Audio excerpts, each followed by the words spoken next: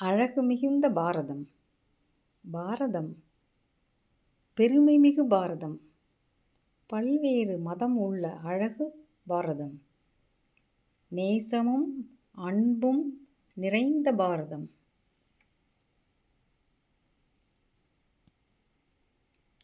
பாரதம் என்ற பெயரில் ஒரு அழகு உள்ளது.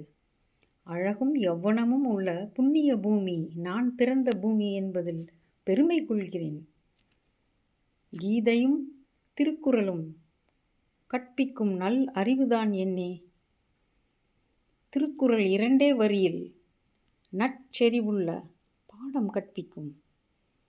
வாழ்விற்கோர் ஆதாரமே கீதாச்சாரமே.